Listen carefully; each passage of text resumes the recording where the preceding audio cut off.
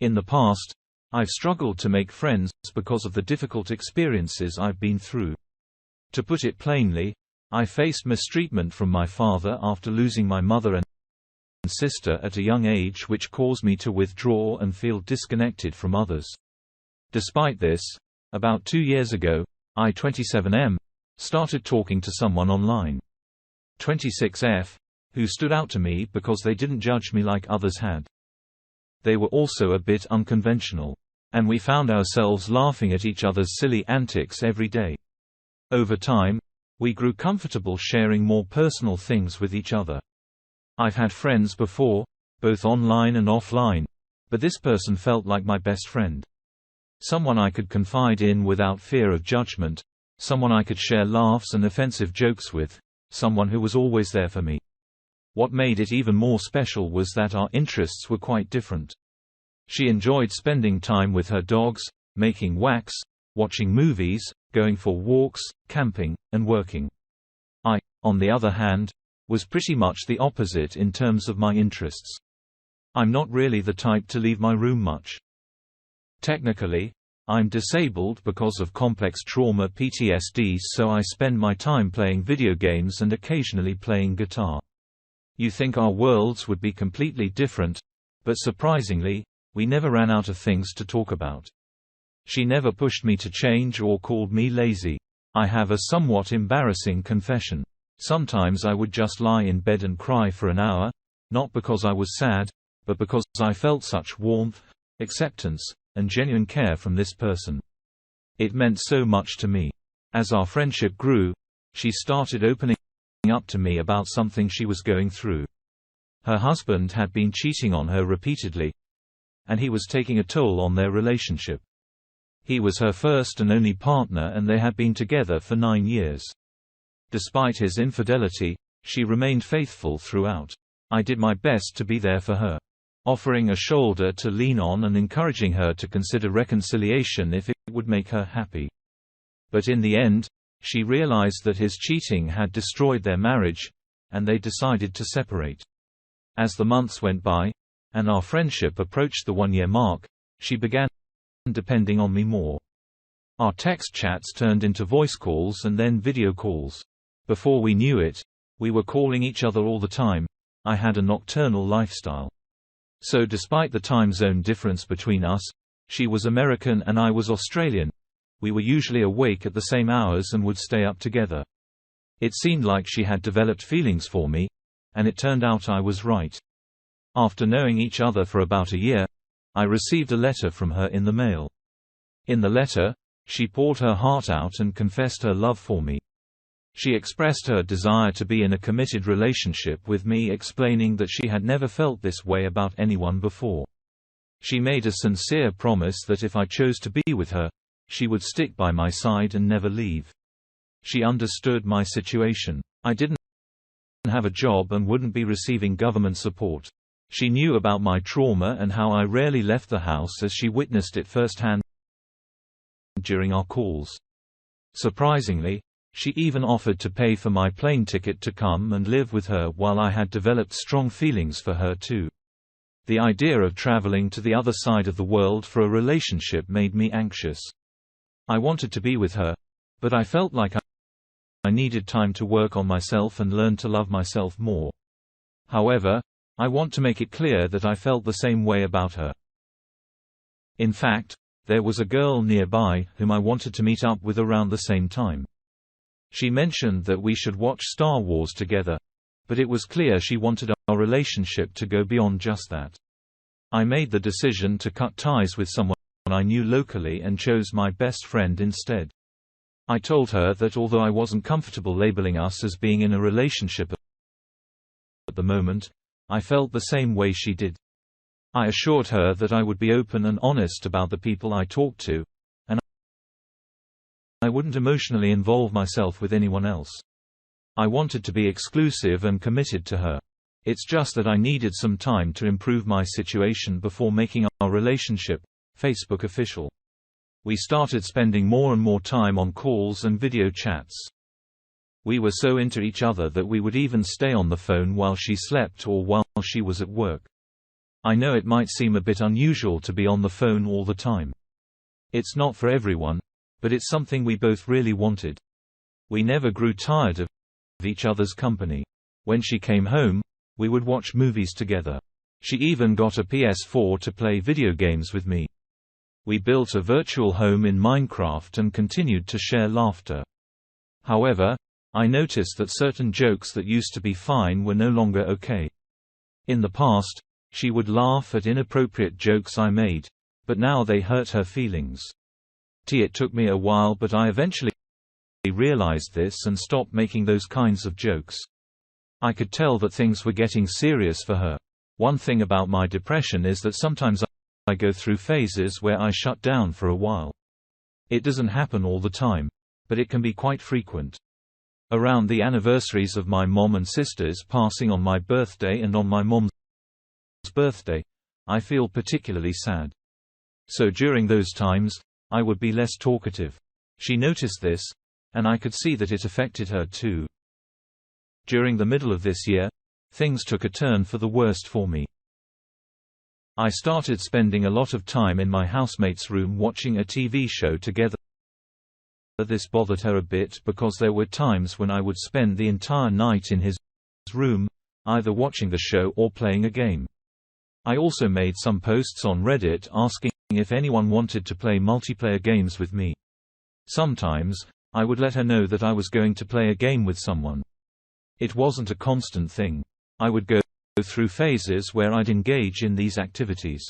I always kept her informed about what I was doing. When things were going well between us, they were really good. However, she would get really down if I spent time away from her. I appreciate feeling needed, but I didn't want to negatively impact her mental state. Then around my birthday, we had a major argument. It was the first time in 2 years that we had such a big fight. It was having a really tough week.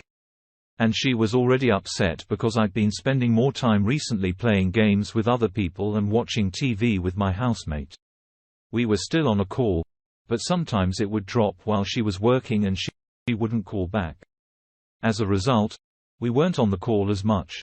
During this time, she kept telling me that she wanted to end the relationship. But I was trying to avoid discussing that.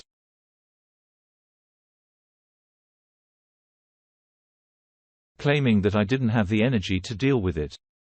I said something along the lines of, "There doesn't have to be anything wrong. I'm here. If you want a problem, we can have a problem, but I'm ready to go back to normal whenever you are." Looking back, I realized it was dismissive, but in that moment, I was just so tired. When she asked me where I had been, I told her that if she wanted to, she could have called me, and I was just doing what I wanted. She responded by saying that she needed me more than I needed her and that she was reaching a breaking point.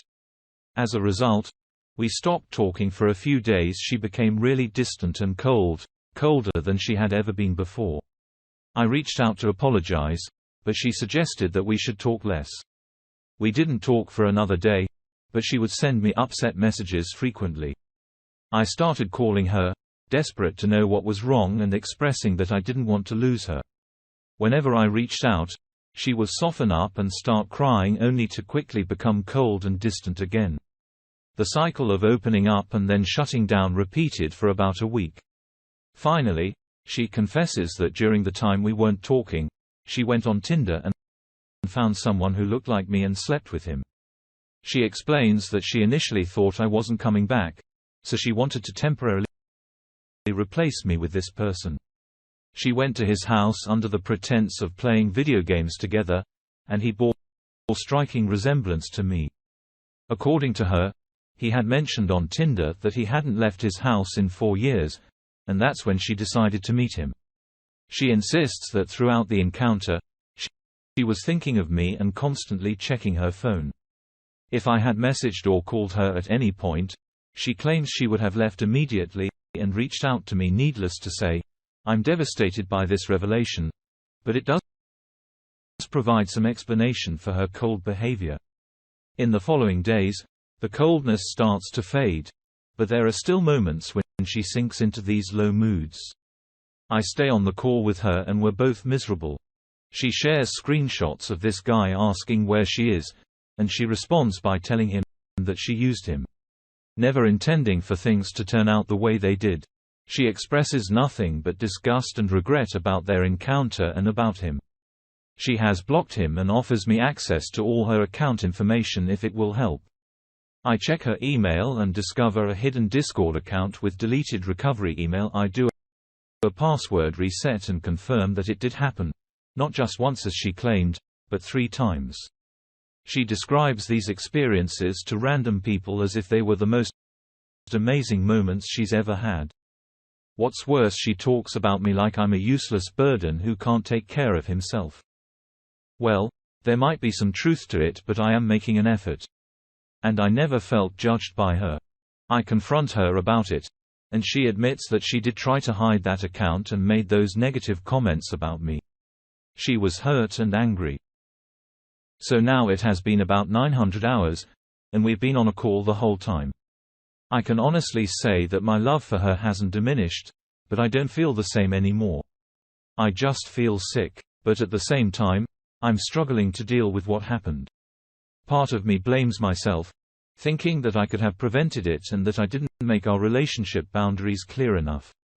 Then another part of me says, no, screw that. We did have to find boundaries. And if you truly love someone, you don't intentionally hurt them. If she wasn't happy with our situation, there were better ways for her to communicate that without being so cruel. So if you've made it this far, rest in peace. What do you think? Was it cheating? Is it normal that a month later I still feel terrible?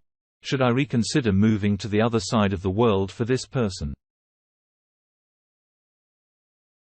Second story, my girlfriend of 7 years cheated on me.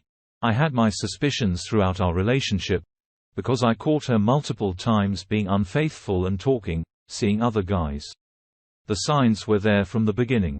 Whenever we had a breakdown, we would talk and she would promise to change, but it would always happen again.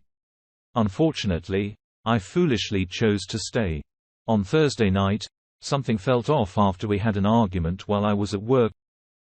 On the night shift I couldn't shake the feeling, so I decided to check my home security cameras. I noticed a car parked a few houses down that hadn't moved for a while, which raised my suspicion. Then I saw a guy getting out of the car and walking towards my neighbor's front porch, eventually making his way to the side of my house. Then I decided to check my pet cam in the living room, which is fixed on my dog's pen. I noticed that she had turned off the microphone function, so I remotely turned it back on without letting her know. And that's when I heard everything. Although, I can't say I'm surprised that this happened again, I'm still devastated. On Friday night, I confronted her about it. She cried a lot and admitted to sleeping with this guy twice. When I asked why she would bring another man into my home and into my bed, she confessed that it wasn't our bed. I asked where it happened, and she admitted it took place in my teenage daughter's bed. I feel completely betrayed and humiliated that this occurred in my own home, in my kid's room. The level of disrespect is crushing me, and I don't know how to move forward. She blamed all the problems in our relationship on me and how my insecurities drove her to cheat, but conveniently left out all the times my insecurities were a direct result of her infidelity. I'm fed up. We're financially committed with joint bills and a dog, and my daughter, who visits every other weekend, has developed a close relationship with her over the years, and she chooses her room to bring a stranger into. It's devastating, and I want to move forward, but I feel completely stuck. I'm scared of change. My ex-wife cheated on me, and it feels like my life has been filled with a constant string of betrayals. I feel shattered, worthless, and inadequate. I try to be kind in life, giving myself to the people I meet. I don't deserve this kind of pain. I'm sorry if my thoughts are all over the place. I just needed to express this because I don't have anyone else to talk to. I've isolated myself.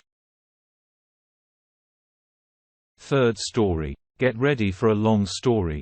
So around 2 years ago, I, 34-year-old female, discovered that my boyfriend, 35-year-old male, had been subscribing to an adult content sharing site of about 6 months. One of the profiles he subscribed to belonged to a girl he had briefly dated and slept with before we got together. He had been messaging multiple accounts on-off, and even asked one of them if she would consider making a video with a fan. During that time, we weren't having regular closeness, and this was a concern for me. I've been asking if there was anything we could do to improve our situation. If he had any fantasies, or if he wanted to watch adult movies together, etc. However, he kept insisting that he was tired. There was no issue, and he wasn't into adult movies. Since he seemed pretty vanilla in the bedroom, I believed his explanation. This went on for about 3 months, and I repeatedly asked if something was wrong, or if there was someone else in his life. Then one night, I had the urge to check his phone, specifically his internet history. And there it was, his only account with all his subscriptions and direct messages. I felt like I was going to pass out. I locked myself in the bathroom, and he asked if I had been looking at his phone. It was clear that he had left it unlocked, and the first thing I saw was the app. We had a discussion, and I asked to see his phone again and go through everything, but he refused. He brought up his childhood trauma as an excuse and claimed he didn't know what he was doing. I was hurt, confused, and furious. In my eyes, he had been cheating. He had lied repeatedly about it and even borrowed money from me at times because his salary isn't great. Yet he was spending money on this. His main argument was that he didn't think about the consequences. And for a while, he didn't see it as cheating. Do I consider it cheating? Absolutely. It's infidelity because he lied about it, kept it a secret. And hello, he had previously slept with one of the girls he was subscribed to. Him was messaging her. Anyways, we managed to work things out, and he agreed to seek counseling for his childhood trauma, and then we would go for couples counseling. He attended a few sessions for his personal therapy, but he never fully committed. And the couples counseling was put on hold until he sorted out his own issues.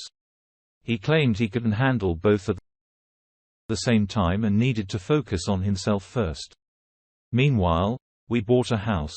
Things seemed to be getting better, and I started to regain my trust in him. It felt like a now or never moment, and initially, it felt great. But then last summer, a little over a year after our previous confrontation, I discovered that he had been secretly watching X movies. Once again, our closeness had declined. And I felt that he wasn't being upfront about things, so I started asking if something was going on. Finally, after a few weeks, he admitted to watching those movies but not through the Oath platform. Okay, that's fine, but I wish he had told me earlier. We could have watched them together, maybe. But no. It wasn't just watching X-rated movies. He was also visiting his ex's Twitter and other online accounts to look at her explicit pictures. However, he claimed that he wasn't visiting her account as if that made it okay. It felt like he had a "so what's the problem?" attitude. I couldn't take it anymore. The constant lying was unbearable. I hated that I had to extract the truth from him over a long period of time, and it drained me emotionally. Whenever I brought it up, he would bring up his childhood trauma, forcing me to set aside my own feelings because he couldn't handle anything else. He even mentioned having thoughts of ending his life. So I said, fine. Get your counseling, and then we'll reassess our situation and maybe consider couples counseling. For the past 4 months or so, he did attend counseling for himself. I have no idea how it went because he doesn't share that with me. Whenever I try to talk to him about it, he says it's not the right time or he's not able to discuss it. His individual counseling has recently concluded, and we're supposed to start couples counseling in the next 4 weeks. At this point, I'm feeling completely done. If we didn't own a house together, I probably would have left him already. His actions have seriously damaged my self-confidence, and I may need counseling for myself, but I've been too busy with work and renovating the house to make time for it. I think I'm also scared that if I stop and really think about everything, I'll fall apart, and I can't afford that right now. I genuinely loved this guy and saw a future with him, but it feels like he's torn my heart out and stomped all over it. Not just once, but twice. I find it hard to trust him. And I think he's still visiting those sites, although I can't be certain. He also has some health issues, like a hernia or something, which affects our closeness, and it's really tough for me. We have a decent friendship and we manage to live together without major issues, probably because we don't have meaningful conversations anymore.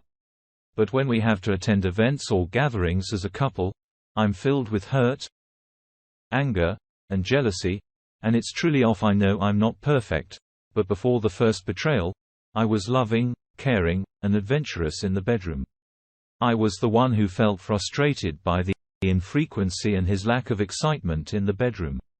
Before the first discovery, I trusted him completely, and he'd never felt insecure in our relationship. It was a beautiful relationship where we could have honest conversations and shared values. But since the second discovery, I've been feeling so empty except for the moments when doubt and rage consume me. I feel deceived. He went to great lengths to hide his lies the second time around and has consistently lied to me. I don't trust him anymore, and I don't like the way I feel when we go out together as a couple. It seems like he's holding on until the house renovation is finished, almost acting like a martyr. Whenever we discuss splitting up, he might say he'll stay and complete the renovations for me before leaving. And sometimes I wonder if leaving is a euphemism for ending the relationship. The house situation is complicated because he didn't have enough savings for the deposit. So I put it down and we split the mortgage payments. As I'm typing this, I'm realizing there were so many red flags, and I feel foolish and easily deceived. I'm going to try couples counseling in the hope that it might provide some answers or at least help facilitate a respectful breakup. I feel like he still doesn't see his actions as cheating since he didn't physically meet or sleep with someone else. But to me, it absolutely feels like cheating.